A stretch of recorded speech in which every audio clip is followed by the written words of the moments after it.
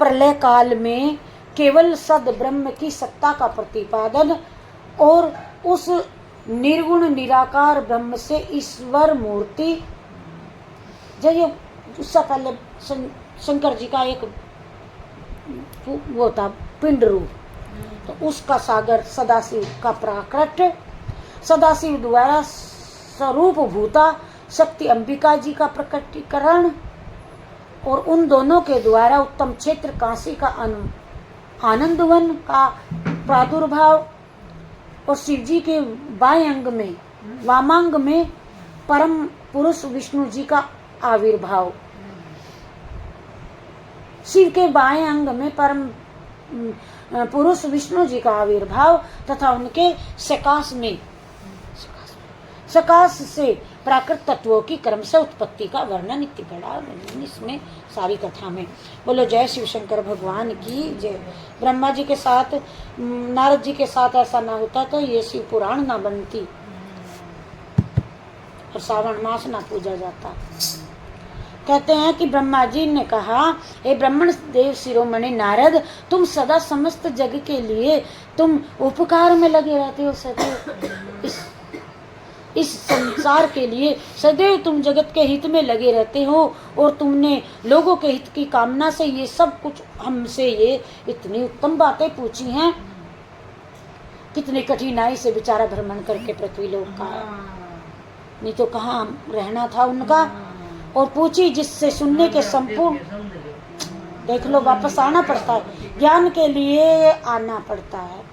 पूछी जिससे सुनने संपूर्ण लोगों के समस्त पापों का, इसके सुनने मात्र से सुनने से संपूर्ण लोगों के समस्त पापों का अक्षय हो जाता है। ये कथा सुनने से उस अनामय शिव तत्व का मैं आज तुमसे वर्णन करता हूँ। ब्रह्मा जी कहते हैं नारद मुनि से, तूने जो जितनी बात पूछी है तो सबके हित के लिए चलता है और मैं तुमसे ये सब वर्णन करता हूँ जिसके सुनने मात्र से लोगों के समस्त पापों का अक्षय हो जाता है। और शिव तत्व का स्वरूप बड़ा ही उत्कृष्ट और अद्भुत है, कोई इसमें रम जाए तो। जिस समय समस्त चराचर जगत नष्ट हो गया था, सर्वत्र केवल अंधकार ही अंधकार था, ना वहाँ सूर्य दिखाई देता था, न चंद्रमा, अन्य कोई ग्रह, न कोई नक्षत्र का कोई पता न था, न दिन है न रात का पता, अग्नि पृथ्वी वायु जल का कोई भी सत्ता न थी। प्रधान तत्व अव्याकृत प्रकृति से सहित केवल सुना ही सुना आकाश मात्र शेष रह गया था। प्रलय हुई जब, तो दूसरे किसी तेजी की उपलब्धि नहीं होती थी, कोई पता कैसे करें। अदृष्ट आदि की भी कोई अस्तित्व न था। शब्द और स्पर्श भी साथ छोड़ गए थे, साथ छोड़ चुके थे। गंध और रूप महक आदि और भी अभिव्यक्ति नहीं होती थी और रस का भी अभाव हो गया था, दिशाओं का भी भान नहीं होता था। इस प्रकार सब और निरंतर सूची भेद और अंधकार ही अंधकार फैला हुआ था। ब्रह्मा जी बताते हैं, मैंने आंखों से क्या देखा, तुम्हें ब्रह्म तत् सद ब्रह्म इस श्रुति को सत सत सत मैंने सुना है और एकमात्र वही शेष रह गया था। वह यह ऐसा वह इत्यादि रूप में निर्दिष्ट होने वाला भावात्मक जगत नहीं था। वह उस समय एकमात्र वह सत ही शेष रह गया था। सत जिसे योगी जन अपने हृदय आकाश के भीतर निरंतर देखते हैं, योगी सत्य को, और वाणी भी वहां तक कभी नहीं पहुंच नहीं पाती। और वे नाम रूप रंग से भी शून्य है, न स्थूल है, न कृश है, न ह्रस्व है, न दीर्घ है, न लघु है, न छोटा है, न गुरु है, न सेला है, न उसमें कोई वृद्धि होती है, न हुआस है, न श्रुति भी उसके विषय में चकित भाव से है। इतना ही कहते हैं बस कि कुछ था ही नहीं, सत्य के अलावा कुछ था ही नहीं उस समय, अर्थात उसकी सत्ता मात्र का ही निवारण कर पाती है, उसका कोई विशेष विवरण देने में असमर्थ हो जाते हैं। वह सत्य ज्ञान स्वरूप अनंत परमानंद में परम ज्योति स्वरूप अप्रमेय आधार रहित निर्विकार निराकार निर्गुण योगी गम्य सर्वव्यापी, सबका एकमात्र कारण, निर्विकल्प, निरारंभ, माया शून्य, उपद्रव रहित, अद्वितीय, अनादि, अनंत, संकोच बिना, उसके विकास शून्य तथा चिन्मय। वे प्रलय में कुछ रहता ही नहीं। और उस समय के शब्द को जिस पर ब्रह्म के विषय में ज्ञान और अज्ञान से पूर्ण उक्तियों द्वारा इस प्रकार ऊपर बताई, जो मैंने अनुसार विकल्प किए जाते हैं, ऐसा सोचते हैं कि जब क्या होगा, जब कुछ नहीं होगा, शेष कुछ नहीं बचेगा, जो होगा हमारा किया पुण्य कर्म सत्य ही टिक पाएगा। और विकल्प किए जाते हैं, ऐसा विचार करते हैं, बस अपने साथ लेकर तो कुछ नहीं चल सकेंगे। विकल्प किए जाते हैं, विचार मात्र होते हैं। उसने कुछ काल के बाद सृष्टि का समय आने लगा। सृष्टि का समय आने लगा। आने पर द्वितीय इच्छा प्रकट की, जिसके भीतर एक से अनेक होने का संकल्प उदित हुआ। और तब उस निराकार परमात्मा ने अपनी लीला शक्ति से अपने किए हुए मूर्ति छोटी अंगुष्ठ मात्र से कल्पना की, अपने को बनाया। ये विचार तो हम सबके मन में आता ही है कि कहाँ से भगवान आए, कहाँ से बनी, कहाँ से दुनिया बनी। ये अध्याय वही अध्याय है जो कभी अकेले में सपना आता है। ये जब अपना मन निर्मल हो जा, तब यही सोचते हैं कि कैसे बनी दुनिया। तो ये वही अध्याय है। अब कहते हैं ये मूर्ति बनाई प्रभु ने अपनी। एक अध्याय में भागवत में तो वो पीपल के पत्ते पे छोटा सा लाला, वो समुद्र में जल में था ना, जल में वो पी रहा था गुट्ठा, तभी तो हुई थी प्रलय। तभी ब्रह्मा ने खोजा था कि कौन इसे पानी दे रहा, कहाँ से आ रहा। अब इसमें ये बताया, एक तो बिंदु बना, बिंदु, और वो बिंदु ही ऐसे दूर की बात नहीं है, ये बिंदु से ही, जल से ही बनता है। वो पानी में मीन प्यासी, कहने कि एक जल की बूंद से ही संसार बना। तो होने पर संकल्प उदित हुआ। इस निराकार परमात्मा ने अपनी लीला शक्ति से, भगवान ने अपनी लीला शक्ति से अपने लिए मूर्ति का आकार किया, कल्पना की। उस मूर्ति में ऐश्वर्य गुण संपन्न, सर्व ज्ञान, शुभ स्वरूपा, सर्वव्यापिनी, सर्वस्वरूपा, सर्वदर्शनी, सर्वकारिणी और सबकी एकमात्र वंदनीय, सर्व आध्या, सब कुछ देने वाली संपूर्ण संस्कृतियों का केंद्र थी वह। उस शुद्ध रूपिणी ईश्वर मूर्ति की कल्पना की और वह अद्वितीय, अनादि, अनंत, सर्व प्रकाशक, चिन्मय, सर्वव्यापी और अविनाशी पर ब्रह्म अंतरहित हो गया। जो मूर्ति रहित परम ब्रह्म है, उसी की मूर्ति चिन्मय आकार बनी भगवान की। भगवान वे ही ये सदाशिव है। सदाशिव अवर्चनीय और प्राचीन विद्वान उन्हीं को ईश्वर कहते हैं। उस समय एकाकी रह करके स्वेच्छानुसार विहार करने वाले उन सदाशिव ने अपने विग्रह से स्वयं एक स्वरूप भूता सृष्टि की, जो उनके अपने श्रीअंग से कभी अलग नहीं होती थी। कुछ बना लिया अपने पास में, जैसा कुर्ते में जेब बना ली, हटने वाली है नहीं। मेरा कहने का मतलब है इसमें नहीं है, तो वो कभी हटने वाली नहीं है। प्रकृति गुणवती, मायावती, मूल करण का कहते हैं, सदाशिव ने प्रकट की पास में। और उस शुभ लक्षणा देवी का मुख की शोभा विचित्र थी। जुड़े हुए हो गए पुरुष और स्त्री, समझ गए।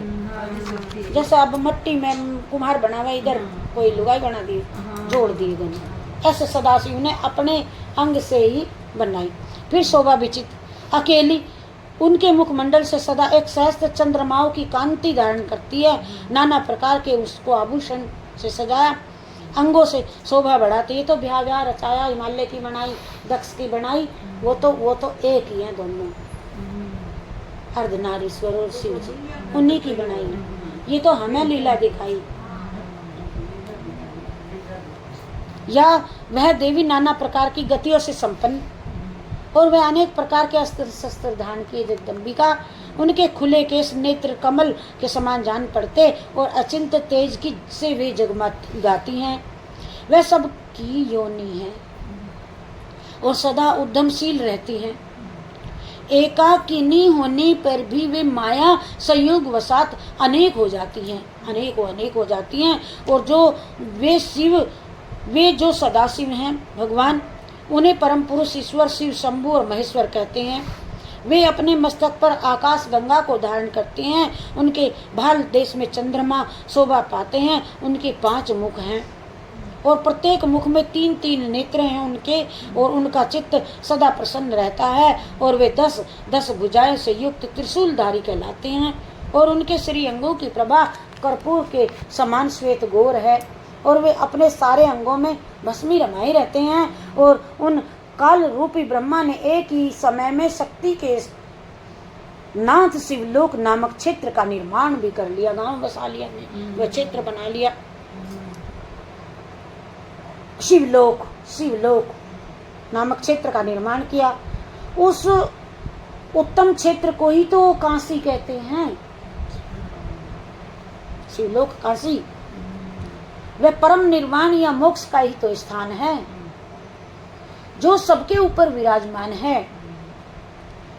वे प्रियतम रूप शक्ति और शिव वे परमानंद ही स्वरूप हैं। और उस परों मनोरम क्षेत्र में नित्य निवास करती हैं सदैव। वहां से छोड़कर शंकर शक्ति कहीं जाती नहीं है।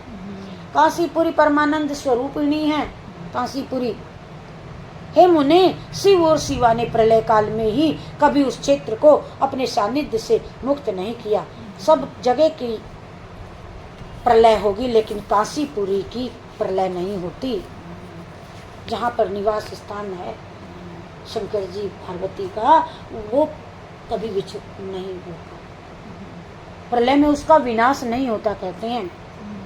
शिव और शिवान ने प्रलय काल में भी कभी उस क्षेत्र को सानिध्य से अपने से दिन अलग नहीं किया, मुक्त नहीं किया। वो बड़ का पेड़ है ना, वो भी कभी नहीं उखड़ा, वो कभी नहीं उखड़ा।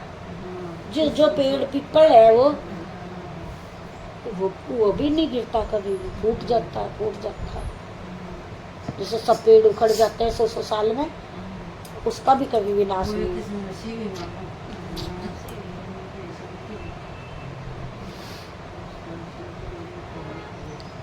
इसीलिए विद्वान पुरुष उसको अविमुक्त क्षेत्र कहते हैं। मुक्ति, कोई जाए वहाँ मुक्ति, मर जाए कोई उस क्षेत्र में तो वह मुक्त हो जाता है। उसकी मुक्ति के नाम से क्षेत्र बोला गया है अविमुक्त क्षेत्र काशीपुरी। वह क्षेत्र आनंद का हेतु है। इसीलिए पिनाकधारी शिव जी ने पहले उनका नाम आनंद वन रखा था और इसके बाद अब उसका नाम अविमुक्त क्षेत्र नाम से प्रसिद्ध है। हे देवरी से अब एक बात और सुनाता हूँ, इतिहास पुराना है, ये भी तुम सुनने ध्यान से। एक समय उस आनंद वन में रमण करते करते शिवा पार्वती शिव के मन में एक ऐसी इच्छा जागृत हुई कि किसी एक दूसरे पुरुष की और दूसरे की बनावे, तीसरा कह देते हैं भाई। तो उनके मन में आया हम 2 ही हैं, मैं और शिवा, कोई तीसरा भी होना चाहिए, खेले कूदे भाई सृष्टि रचाएं रमण करें। तो शिव के मन में ये इच्छा प्रकट हुई किसी दूसरे पुरुष की भी सृष्टि हमें करनी चाहिए। तो जिस पर वह सृष्टि संचालन वो काम तो संभाल ले, कम से कम घर का बनाऊं ऐसे। तो रख करके दोनों केवल काशीपुरी में हम रह करेंगे और वो निर्वाण किया करेगा बाहर, ऐसा पुरुष बनाऊं। ये मन में आया दोनों के। और वही पुरुष हमारे बात समझेगा, वही पुरुष हमारे अनुग्रह की सदा सबकी सृष्टि वो उस पर सौंप देंगे, पालन करेगा। और वही अंत में सबको संहार भी कर देगा, उसके हाथ में दे देंगे डोरी। ये चित्त एक समुद्र के समान है, ये बात एक समुद्र के समान है। इसमें चिंता की उत्ताल तरंगे उठती रहती है। जैसे समुद्र में कितने प्रकार के जीव रहते हैं और उछाल कूद होती है, उसमें तरंग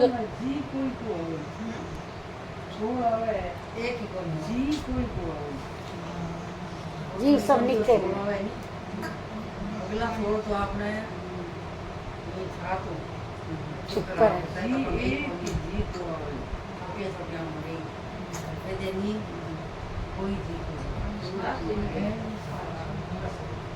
हाँ।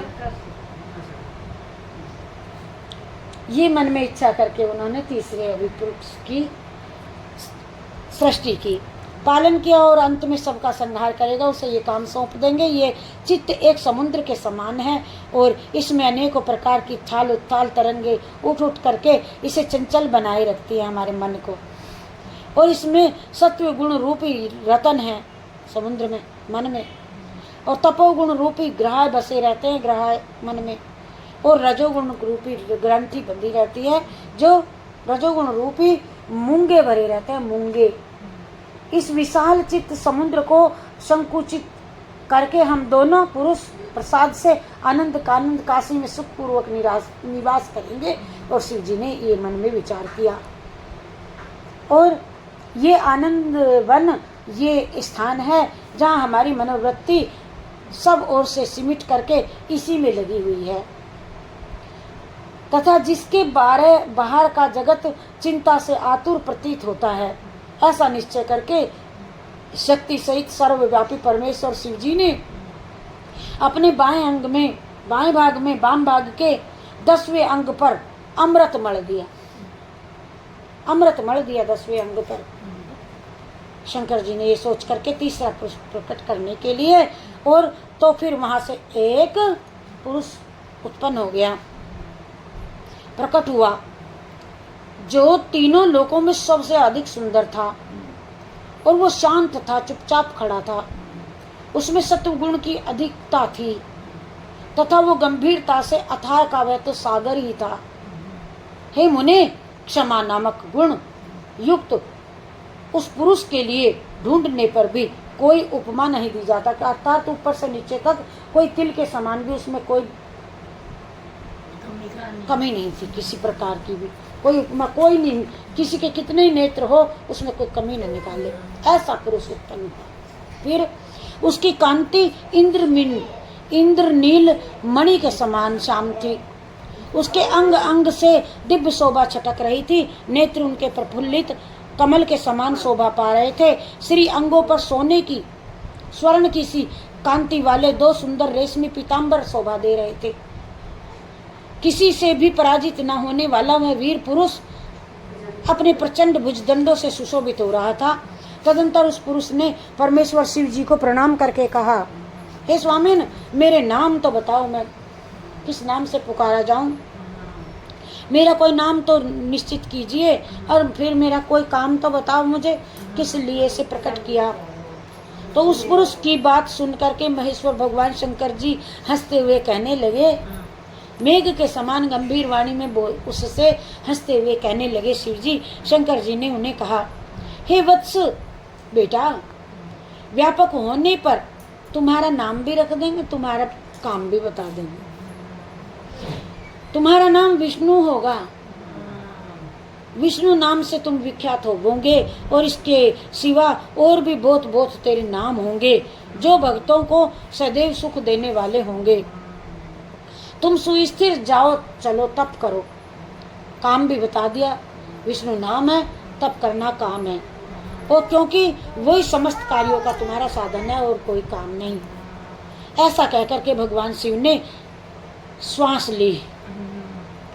सांस लेकर मार्ग में श्री विष्णु को वेदों का ज्ञान, अपने मन से ही उसको पूरा वेदों का ज्ञान भर दिया उसके अंदर।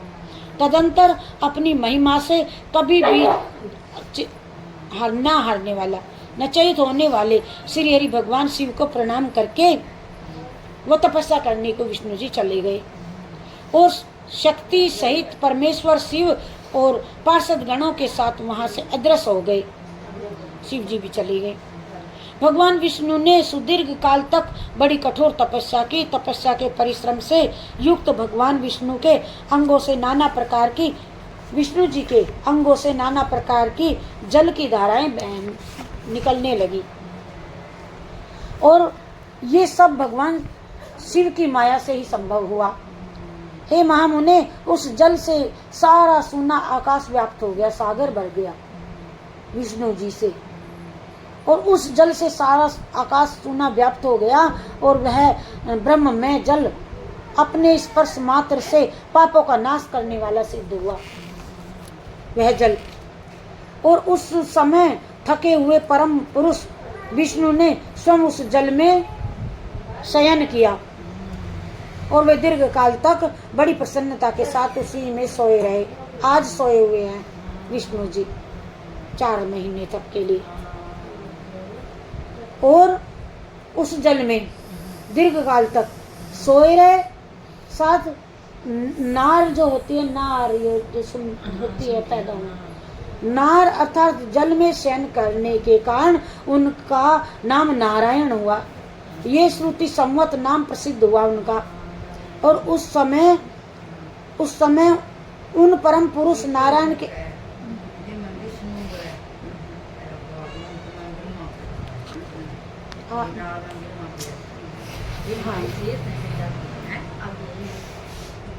इसमें इतना बता रहे, उसमें ब्रह्मा ढूंढता फिर हो जाए ना में जा उल्टा आ जाते, ये शायद आवेगा दीदी, इसमें हो सके, बहुत बड़ी किताब है। तो इस सूर्य सम्मत उनका नाम नारायण हुआ। उस समय उन परम पुरुष नारायण के सिवा दूसरी कोई प्रकृति और कोई वस्तु थी नहीं। उसके बाद ही उन महात्मा नारायण देव ने यथासंभव सभी तत्व प्रकट कर लिए, जल से उत्पन्न हुए। हे महामते विद्वान, मैं उन तत्वों की उत्पत्ति का उपकार भी आप सबको सुनाऊंगा, बताऊंगा। सुनो। प्रकृति से महत्त्व प्रकट हुआ और उस महत्त्व से गुण 3 गुण प्रकट हुए। इन गुणों के भेद से त्रिविध अहंकार की उत्पत्ति हुई, मैं हूँ। और अहंकार से 5 तन्मात्राएं हुई और उन तन्मात्राओं से 5 भूत प्रकट हुए। और उसी समय ज्ञानेंद्रियों और कर्मेंद्रियों का भी प्रादुर्भाव हुआ, ज्ञान। और मुनिश्रेष्ठ, इस प्रकार मैंने तुम्हें तत्वों की संख्या बतलाई है। इसमें से पुरुष को छोड़ करके से सारे तत्व प्रकृति से प्रकट होते हैं, इसलिए सबके सब जड़भूत हैं। तत्वों की संख्या 24 प्रकार की बताई, 24 तत्व होते हैं। और उस समय एकाकार होकर के 24 तत्वों की ग्रहण करके परम पुरुष नारायण भगवान शिव की इच्छा से ब्रह्म रूप जल में सो गए। बोलो जय शिव शंकर भगवान की जय। हर हर महादेव शंभो काशी विश्वनाथ गंगे। हर हर महादेव शंभो काशी विश्वनाथ गंगे। हर हर महादेव शंभो काशी विश्वनाथ गंगे। काशी विश्वनाथ गंगे सदा शिव पार्वती। काशी विश्वनाथ गंगे सदा शिव पार्वती संगे। हर हर महादेव शंभो काशी विश्वनाथ गंगे। हर हर महादेव शंभो काशी विश्वनाथ गंगे। बोलो जय शिव शंकर भगवान की जय, विष्णु भगवान की जय। शिव पुराण